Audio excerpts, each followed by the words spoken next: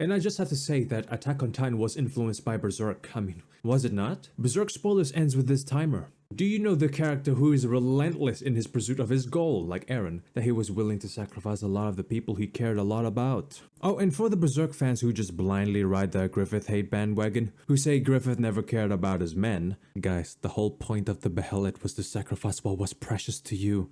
If Griffith did not care about his people, it wouldn't really be him sacrificing something precious, would it? The Count and Griffith had to sacrifice someone important, not just any lump of flesh and blood will do. Griffith cared about the Band of the Hawk, that's why the sacrifice worked. So, what about it? Can we see the Eren and Griffith connection of sacrificing their loved ones for the sake of their goal? How about if I use this panel where he literally says, I am free. Chapter 112, Eren says, I am free. Does that ring any bells? Clearly we can't draw a connection because these two scenes are different in context. How about the fact that he's the White Hawk, the White Falcon, leader of the Band of the Hawk, Band of the Falcon? Do I have to show the bird imagery in Attack on Titan? Wings of Freedom? Eren was influenced by Griffith, even though a lot of people say Eren was Guts. I'll show you why people say Eren was Guts, even though Griffith was more in line with Eren's character. Fellow Berserk fans, do we know a female character who was very obsessed with Griffith after Griffith saved her from being raped and told her to fight for herself?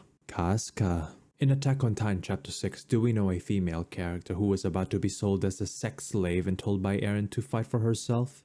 Mikasa. It's fine if you think this is a stretch. In 2015, Gekken Shingeki no Kyojin Volume 3, the same volume where Isayama said that Eren viewed Mikasa as a mother figure, he also says this. There are some parts of Mikasa that are unrefined, yet on the other hand, she has a brave personality. I think these are influenced from the heroine of Berserk, Casca.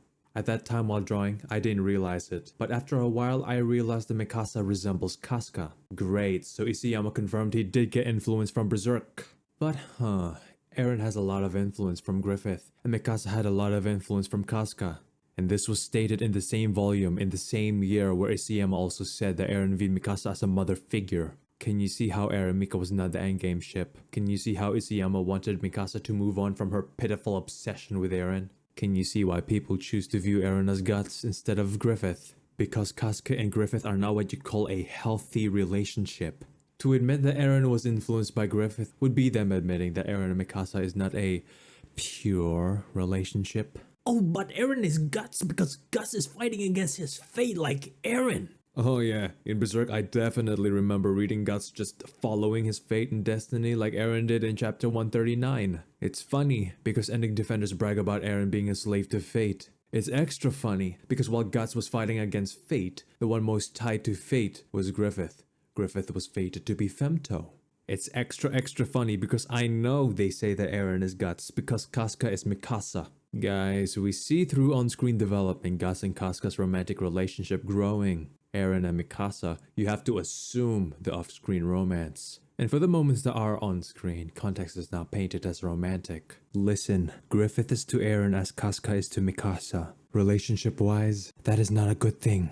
That said, at least we now know why Isayama thought these two were parallels. Seriously though, since we're on the topic of Berserk influencing Attack on Titan, allow me to sidetrack for a moment and let me elaborate on some convenient coincidences. Ready? Berserk Chapter 16, Casca, who was very young, was about to be raped, but was saved by Griffith. But Griffith didn't just save her, he gives her a sword and told her to fight. AOT Chapter 6, Mikasa, who was also very young, was about to be sold as a slave. She was saved by Eren, but Eren didn't just save her, he told her to fight. Both girls impale their attackers. Casca receives a blanket. She says, "His magnificence and the warmth of the blanket he gave me filled my heart." Mikasa receives a scarf. Oh, so warm. It's warm, right? It's warm. Berserk Chapter 17, Casca says, "Since that day, the day I met Griffith, even now, I feel it's been one long dream." AOT Chapter 138, Mikasa felt like she just woke up from a very long dream.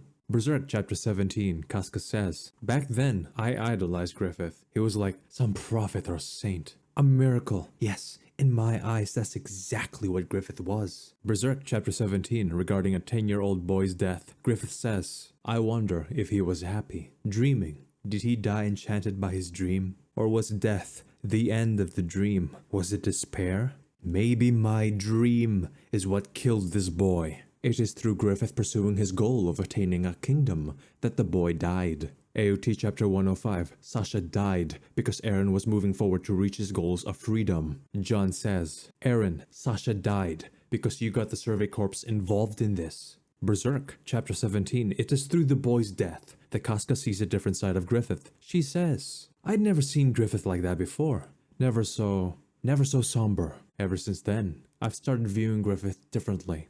AOT Chapter 123, it is through Sasha's death that Mikasa sees a different side of Eren.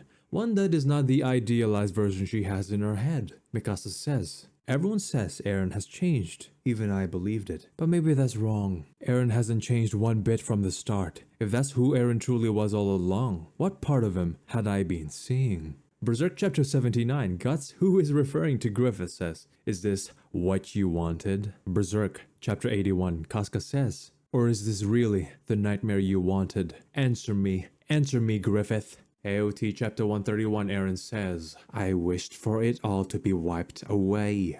Before anyone says, oh, Serenity, you told us Eren didn't want to do the rumbling. Listen, if it's not already clear with my hatred of invaders, I'm pretty sure you'll understand that our interpretations of the dialogue are very different. On a side note, Mikasa had no clue who Eren was. If Eren and Mikasa actually had a romantic relationship, it would not have been due to some deep mutual bond stemming from mutual understanding of one another. AOT Chapter 108, Connie asks Mikasa, what do you think Eren did when Sasha died? Do you think he cried? Do you think he was angry? The bastard laughed. I wonder what could have been so funny. What exactly about Sasha's death? Tell me, Mikasa, why did Eren laugh? You know everything about him, right?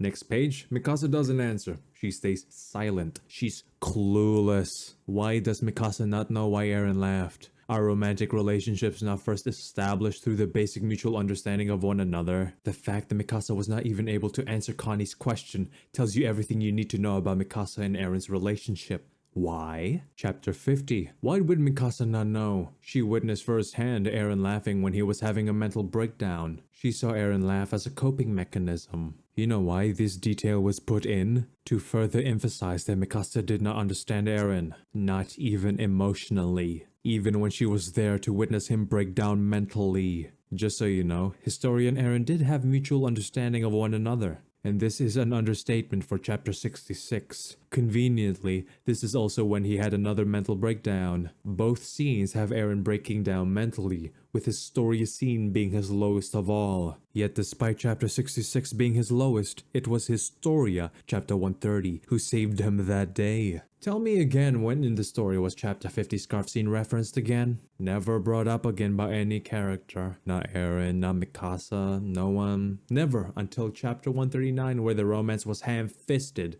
into being the whole point of the story. But Chapter 66 with Historia? Chapter 89, Eren will not sacrifice Historia. Chapter 90, Eren will not sacrifice Historia. Chapter 107, Eren will not sacrifice Historia. Chapter 130, Eren will not sacrifice Historia. Why? Because she was the girl who saved them that day. The worst girl in the world. Again, Chapter 50 was only referenced in the very final chapter. Through this scene and through the bird wrapping a scarf around Mikasa and Mikasa looking at the bird and saying, oh, thanks Eren for wrapping the scarf around me. Continuing on, Berserk Chapter 77, Griffith will sacrifice the Band of the Hawk, because if he doesn't, all the previous sacrifices made would have been for nothing. We want to fight beside you. We're counting on your dream. We're sure we can fight to the castle if you're with us. Receive our swords. We wish to see the kingdom you'll build. Let us fight and serve your standard.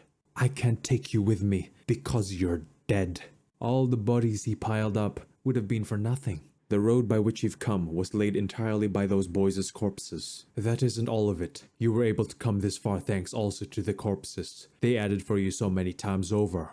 To come this far, you should have known what kind of place this was. I did know. I knew and I walked. I walked on everyone's corpses to get here. What good is regretting it now? What can I say to the dead now? What good is repenting my sins now? Griffith takes the boy's body. I can't apologize. No, I won't apologize. If I apologize, if I repent, everything will come to an end. I'll never get to reach that place. Griffith will continue to sacrifice to reach his dream. He will sacrifice the Band of the Hawk, because otherwise, the bodies he piled up would have died for nothing. But did I give a bad example? Okay, let's go back then. Berserk chapter 17. Casca, listen, I don't feel at all responsible for my comrades who've lost their lives under my command. I guess it's because they themselves chose to fight. That's just the way I am. But if, for their sakes, for the sake of the dead, if there's something I can do, that thing is to win.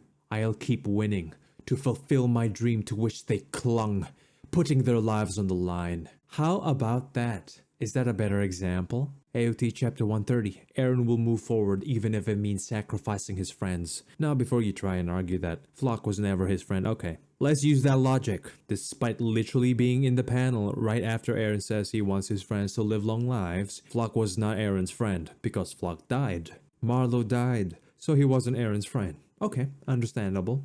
Erwin died, so he wasn't Eren's friend. Sasha died, so going by this logic, Sasha was never Eren's friend. Hanji died, guess she was never his friend. Chapter 139, somehow Peak, Reiner, and Annie are part of his friend group. Annie says, he told us to live long, but what about you? We never asked for your help, you reckless idiot. So, Flock, Hanji, and Sasha died because they were not his friends.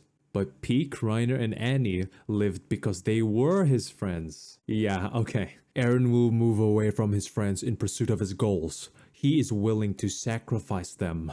Chapter 139. And if Eren doesn't move forward, all the people who sacrificed their lives for him would have died for nothing. And about fate and destiny, in Berserk, Griffith was fated to be Femto. It was all leading to this moment. Attack on Titan, as ending defenders love to say, Eren was fated to do the rumbling. Now you might say that this is definitely in line with what Invaders was saying about Eren's character and determinism. A little side rant. Guys, my problem with Invaders' video is not about Eren's free will to do the rumbling, but his interpretation of chapter 131. If the outside world was not a threat to Eren and his people, Eren would still do the rumbling, because he wants a blank plane like Armin's book. Now back to Invaders' determinism. Despite Eren being fated to do the rumbling, it was still his choice to do the rumbling.